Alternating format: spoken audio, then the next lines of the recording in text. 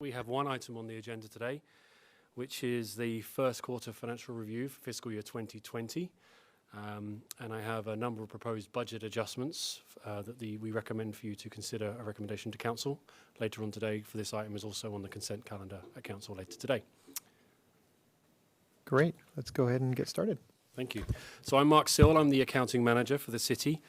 And in the audience today, we have a number of other city colleagues who are here to answer any questions, should you have any, with regarding to the proposed budget adjustments.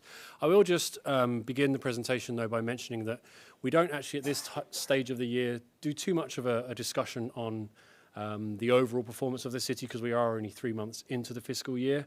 It's a little early to be making too many predictions about where things are going to be going, but at this stage, everything seems to be in line with budget assumptions in all things material. We will be back in a couple of weeks' time before this committee discussing the full final fiscal year 19 results and our comprehensive annual financial report. And then early in the new year, we'll be bringing a more comprehensive review of fiscal year 2020 as part of our mid-year review. Okay, so this presentation today is very much focused on the proposed budget adjustments to help us continue in fiscal year 2020. So with the packet as attachment number 2 is the full list of the budget adjustments. I don't propose to go through all of those in this meeting today, but of course if there's any questions on those, we can do our best to answer them. But what I wanted to do was focus on the budget adjustments that impact the general fund. I know that's one of the primary areas of focus. And I'll start with the adjustment on the slide in front of us, which is an adjustment to do with the AOK after-school programming within the Parks and Recreation Department. There's been a change to the agreements in that the school district, which partnered with the city for a number of years to provide those services after school, that partnership is no longer going to be in existence. Those children are still going to receive after-school programming, but it's just not as a relationship between the city and the school district. And so therefore, we are looking to adjust our budgets accordingly. The staff resource that was assigned to managing that program is now going to be reassigned to other general fund activities, and therefore we need to increase our appropriations to pay the staff member and also increase the revenue expectations for those programs that will be generated. Why is the school district, the partnership, no longer taking place? I'm going to have to pass that one over to Nicole Parmeny of Parks and Recreation Department, who can hopefully give a little bit of the background to those discussions.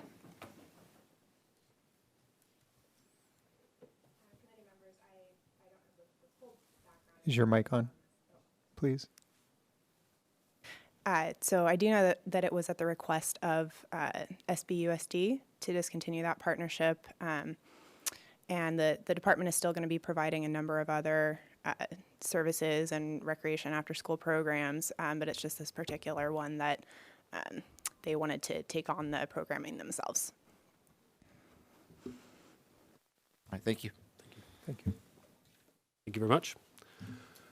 So I'll move on to the next item, and this is an item within the Finance Department whereby for a number of years, we've been looking to do a third-party audit on the balance sheet for the city, where we hold a number of assets, fixed assets. We have over $1 billion worth of assets on our balance sheet, and it's good practice to make sure that those assets are recorded appropriately. This budget was included last fiscal year and wasn't spent as part of the fiscal 19 spending. Therefore, we're looking to appropriate it from reserves this fiscal year. And a portion of those funds were already recovered from enterprise funds, who will also see some benefit as a result of this audit. The second adjustment here on this slide shows actually an increase in estimated revenues. And this is to do with the closure of one of our disaster funds.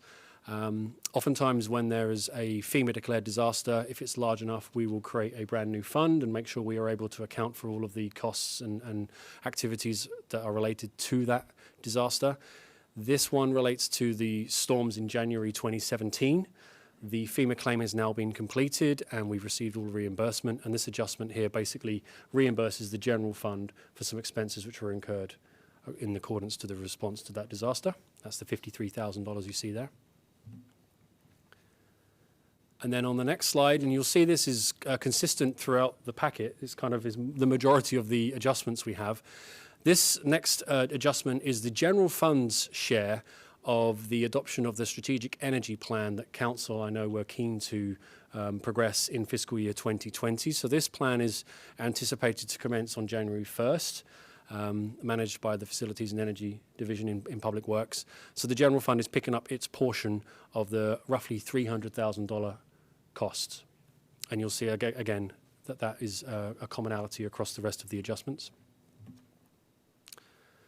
And then the final slide of adjustments in the General Fund, we have another revenue coming in for a different disaster. So this is the Thomas Fire Disaster Fund.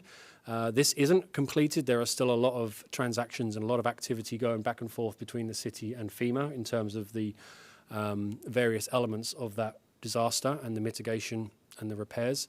However, what we have received is a portion of reimbursement from Cal OES from our fire department, and so therefore those costs were incurred during the response, and this revenue is now being received and therefore can be booked to the General Fund.